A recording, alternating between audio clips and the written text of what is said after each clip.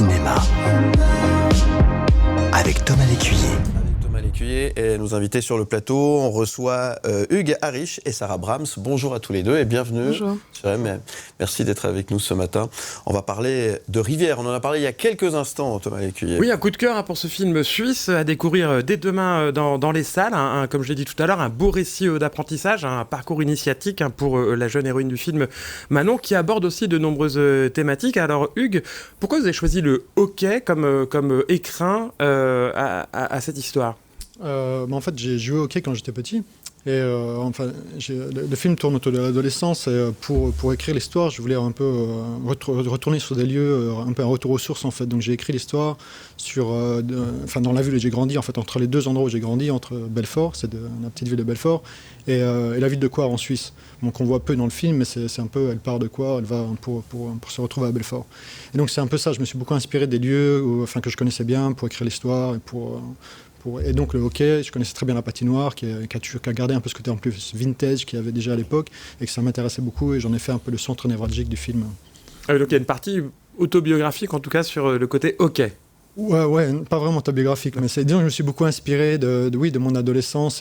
L'histoire n'a pas grand-chose à voir avec moi, mais en tout cas, je me suis inspiré des lieux, du côté un peu la bande de potes, par exemple, que j'ai essayé de retransmettre dans le film, c'est un peu de retranscrire dans le film, c'est un peu ce que j'ai vécu, quoi. L'absence des parents aussi. Genre, à 12-13 ans, je faisais un peu ma vie déjà. J'étais surtout avec mes amis, et puis voilà qu'on était. Donc j'essaie un peu de recréer ça dans le film. C'est très important, cette bande de potes. Souvent, à cette période, justement, cet âge adolescent où les parents, on s'éloigne un peu des parents plus ou moins malgré nous.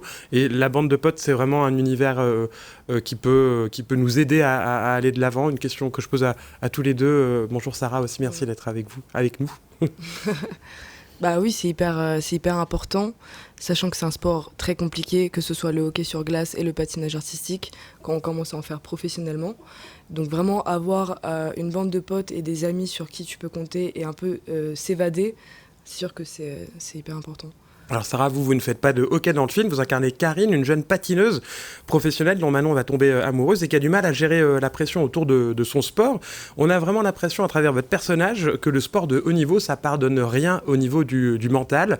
Est-ce que vous avez déjà pratiqué, vous pratiquez le patinage? J'en fais plus, mais j'ai pratiqué pendant 10 ans. Et j'ai commencé à Belfort aussi, mais ça, on l'a vraiment découvert ensemble au casting quand on s'est rencontrés. Et donc oui, j'ai commencé à l'âge de 6 ans, et j'en ai fait pendant 10 ans, et c'est vrai que c'est un sport très très compliqué, parce qu'on parle beaucoup de traumatisme au niveau du corps, tous les bleus, les blessures, mais on parle peu du traumatisme psychologique que ça fait sur les sportifs. Et c'est important parce que j'ai l'impression que là, dans le film, on le voit vraiment et on en parle. Et c'est cool de enfin le montrer, quoi. Oui, on a vraiment la sensation dans le film que la pression mentale, la douleur mentale est presque plus violente que les douleurs physiques. Ouais, carrément. Ouais. Est-ce que ce genre de pression ou d'exigence, justement, vous le retrouvez aussi dans votre métier de comédienne ? Pas à ce point-là. C'est beaucoup plus sain.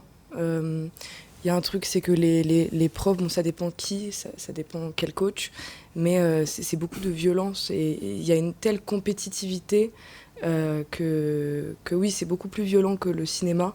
Le cinéma, c'est beaucoup de l'écoute, c'est beaucoup plus en famille, alors que le sport, c'est vraiment l'un contre l'autre et qui sera le meilleur, quoi. Donc, ouais.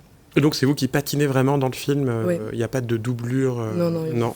Ouais. Il y a des figures assez impressionnantes que vous faites, du coup, alors bravo. Merci. Le vrai sujet du film, Hugues, c'est pas seulement ce passage délicat vers l'âge adulte, c'est aussi le sport qui a une vraie place centrale, avec des séquences filmées notamment assez impressionnantes du hockey. Comment vous avez travaillé ? Alors on a compris que vous en avez fait quand vous étiez plus jeune. Les scènes sont très immersives et réalistes. Le coach de hockey du film est d'ailleurs un coach canadien, on a vraiment l'impression que tous les coachs de hockey sont canadiens. Ou d'Europe de l'Est. Ou d'Europe de l'Est. L'un à l'autre, ouais. D'accord. Et comment vous avez travaillé cette approche sportive dans votre film ? Disons que ça commence avec le casting. En fait, je tenais vraiment à garder cette vérité de la glisse ce qui m'embête beaucoup dans les films de sport. C'est souvent qu'ils prennent des acteurs, c'est normal, mais après dès qu'on les met sur le terrain de foot ou sur la glace, on voit tout de suite que c'est pas vraiment des sportifs. Donc ça me sort un peu, ça m'embêtait. Donc je tenais vraiment à garder cette vérité du sport. Et donc, j'ai la plupart des seuls acteurs dans le film, c'est Sarah, qui de toute façon était une ancienne patineuse, et Flavie, qui elle, par contre, n'avait pas fait de patin, et Camille, enfin les deux mères, en fait, les deux belles-mères, Camille et Sabine. Et tous les autres, ce sont des vrais hockeyeurs, des vrais patineurs. Donc le coach, qui lui, vit en Suisse et travaille à Fribourg, mais québécois d'origine.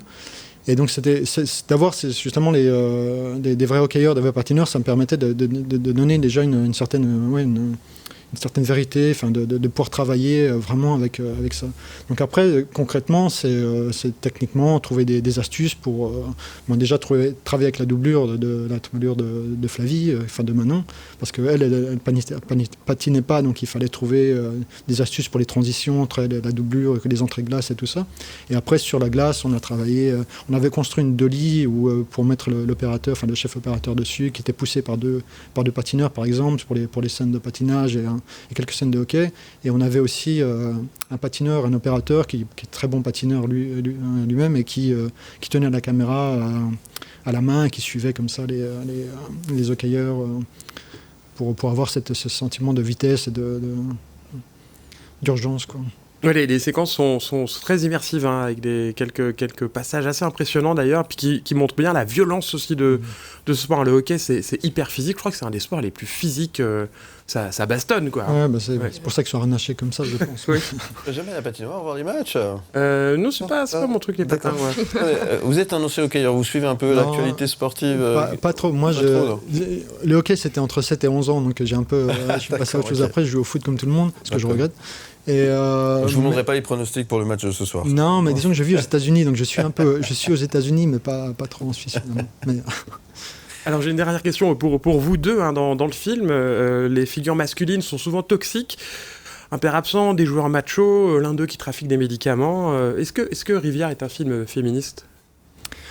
Je sais pas, je pense pas que. Oui, quelque part, en quelque sorte. Ouais. En tout cas, c'est un film qui donne la place à la femme pour essayer qui essaie de faire sa place justement, déjà en tant qu'adolescence pour essayer de trouver sa place dans le monde, mais aussi dans un monde patriarcal, dans un monde de garçons, c'est sûr. Parce qu'en plus de ce rôle féminin très fort, j'ai surtout ressenti il y a pas un mec pour sauver l'autre. Hein, non. Oui, après le personnage de Noah, c'est pas un mauvais garçon, mais c'est vrai que. Ouais, c'est le hockey sur glace, quoi. Ça n'a rien à voir. C'est assez rude quand même comme sport, et je pense que c'est ce que tu voulais montrer. Oui, non, mais après Après, je voulais pas mettre. J'essaie de trouver quand même un juste milieu, mais c'est vrai que la femme, c'est vrai que les garçons, ils ont pas très bonne image. Oui, il y a ce père en fuite. Il y a ce père, qui est un peu totalement absent et tellement inutile, mais. Ouais. Merci en tout cas, merci Hugues, merci Sarah. Donc Rivière est à découvrir en salle dès demain sur les écrans de Suisse romande. Et puis il y a une avant-première, je crois, ce soir, en votre présence au Scala à Genève. Oui. C'est ça. Ouais. Et puis d'autres avant-premières en Suisse à découvrir, je crois, ces prochains jours. Ouais. Merci beaucoup.